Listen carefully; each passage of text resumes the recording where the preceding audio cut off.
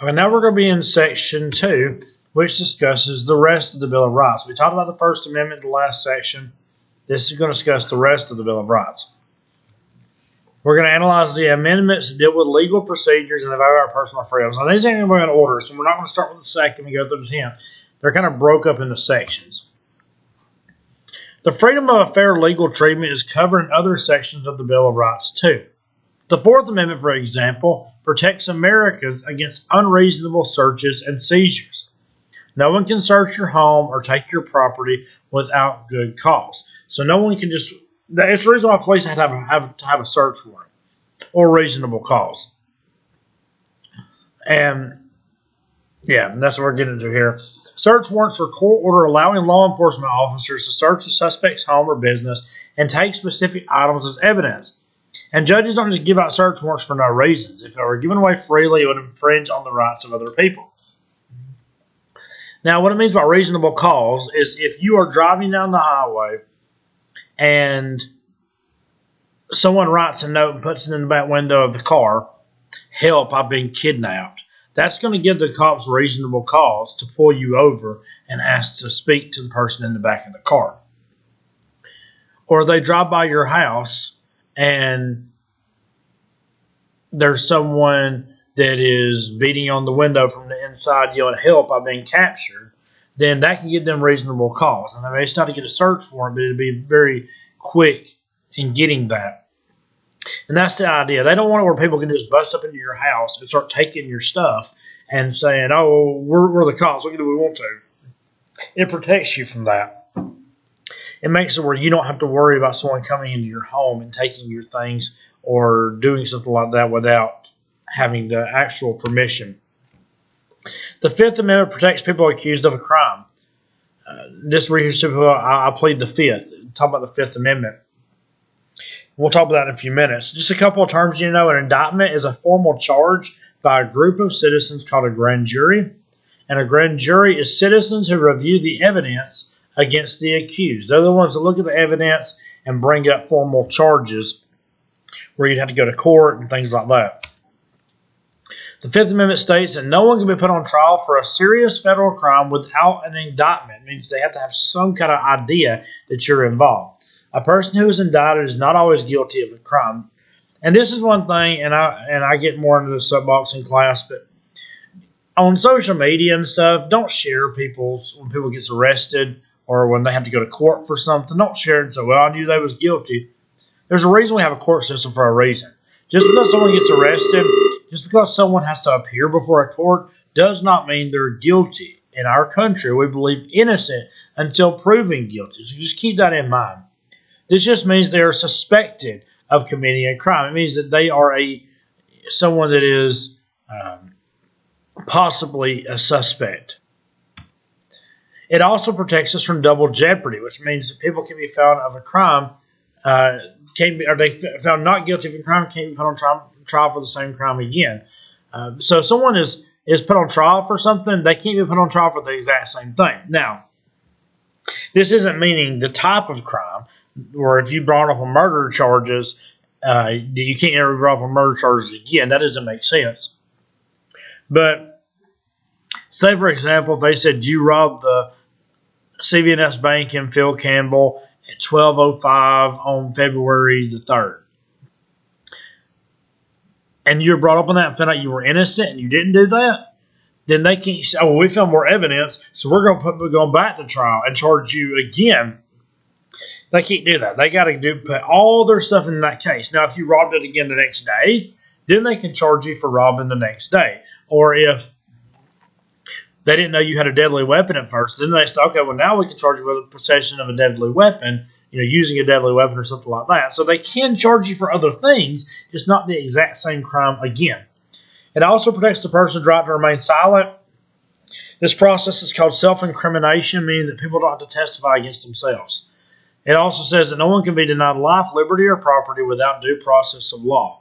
And due process is established legal procedure. So the last two things here, your right to remain silent. You don't have to incriminate yourself. If you get pulled over by a cop, the best thing you do is just comply and stay silent.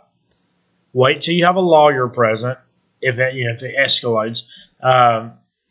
Wait till you have a lawyer present, and then you can talk to your lawyer. Because see what happens if you get pulled over and they suspect you murdered someone, and you think you're getting pulled over for speeding. If you get out of the car and say, "I'm sorry, officer, I just couldn't help it. I had somewhere to be, and things just went south, and I'm just so sorry. I didn't mean to do it." They could use that as a confession of guilt to murdering somebody without you knowing. If you go and start running your mouth and just talking and just running your mouth, then you can incriminate yourself for something that you may not even have done. You just need to stay quiet, comply with the officer, and talk to your lawyer.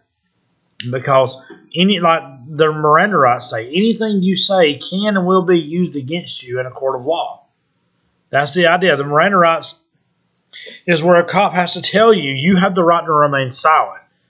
You have the right to a lawyer, and if you can't afford a lawyer will be provided to you. And so that's the idea behind this. Finally, it protects citizens by limiting the power of eminent domain, which is where the government can take private property. For example, if you literally go build a new highway, the government can come in and say, "Okay, well, you got to sell us your property," but they have to give you over the market value for your home, or at least a fair value for your home. They can't come in and say, "Get out, we're going to give you $40 for your land." They can't do that. But if it's something they have to do, the government does have the power to take people's land, but they have to pay you for it. The Sixth Amendment requires people to be told the exact nature of charges against them. You can't be arrested and when asked what for, say, "I'm not going to tell you," or "I don't know, but we'll find something." They got to tell you what you're being charged with. If an accused person wants a jury trial, the juror is supposed to be impartial and the trial speedy. Accused people have the right to hear and question all witnesses against him. So when it goes to court, you have the right to have a jury trial that's fair, and not one where they're biased or not one where they favor someone else, but one that's fair to you. And if it's not fair to you, then you can have that juror removed. Say, for example, you're on trial for you got in a fight with somebody, you beat somebody up for assault and battery, and that person's cousin is going to be on the jury. That person's cousin can't serve on the jury because they're probably going to side with their cousin, and that's the idea. You also can hear and question all the witnesses against them. They can't say, "We got a secret witness we're not going to tell you about." You got to have access to all the evidence and all that. The Eighth Amendment gives accused people the option of staying in jail or paying bail and getting out. And bail is just a sum of money used as a security deposit. If the person comes to court, as they're supposed to, the bail is returned. And a lot of times it's a very high amount. Maybe $250,000, $500,000, something like that, depending on how severe the crime is.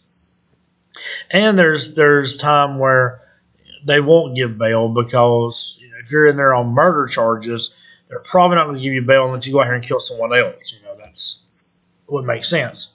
The Eighth Amendment also allows the judge to determine the cost of bail, but it can't be too high. They can't say your bail is $45 trillion. They can't do that. It also forbids cruel and unusual punishment. They can't use Chinese water torture. They can't go in and pull your hair out one at a time until you talk. They can't do that kind of stuff. The Bill of Rights also guarantees other freedoms for Americans, and these amendments tell us what we can do and the limits to them.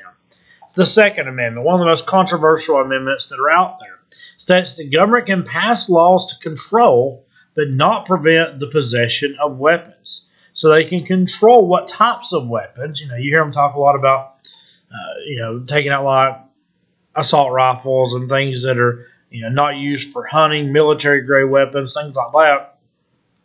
They can limit what kind of weapons you can have, but they can't limit you having weapons. They can't tell you can't have weapons. People argue what this means. Some believe it's the right to a well-regulated militia, or what we call today an army, while others believe it's the right to keep and bear arms without the interference of the government. When the Amendment was written, it was in the shadow of the American Revolution, so this was important. Some people believe that the right to bear arms means that we have the right to have police and a military, and they protect us. Other ones thinks it means that if I want to own an assault rifle, or if I want to own, you know, whatever, pistols, rifles, shotguns, whatever, that I should be able to own what I want and how much of it I want and how much ammo I want without the government interfering with that. And so it's a very controversial amendment. The third, one resentment of the colonists was that they had to quarter or house and feed the British soldiers. The Third Amendment says that in peacetime, citizens cannot be forced to feed and shelter the military in their own homes. In times of war, Congress has to authorize it. And so this is a resentment of the colonists that they would have to keep the British soldiers in their homes. They would have to let the British soldiers stay there. The British soldiers could use their stuff. They could take their horse if they wanted, eat all their food, sleep in their bed, make them sleep on the floor, and it was just very invasive. So the way it is now, in times of peace, citizens cannot be forced to feed and shelter military in their homes. In times of war, Congress has to authorize it first. So if we go to war and Congress authorizes it, then it will come back. But as I've always said, I don't know why this would ever come back unless we fought a war here in the United States. And then there might be an option for it. The Seventh Amendment allows you to sue someone if the amount's over $20. Now, that sounds like a random amount, and $20 is a lot more at the time. But the idea is, if someone comes and steals this chocolate milk, I can't say, I'm going to sue you for that chocolate milk, because it's not very much. So, you can't sue for small amounts. This is an example of a civil case or dispute between two people rather than crimes. It does not require a jury trial. The two sides can be heard and decided by a judge instead. So it doesn't require you to have a jury trial. It's a civil, not a criminal case. So that's why if you say something like Judge Judy, there's not a jury. It's just Judy and she makes a decision. Because usually it's a civil case between individuals. Divorce court is one example of this, things like that.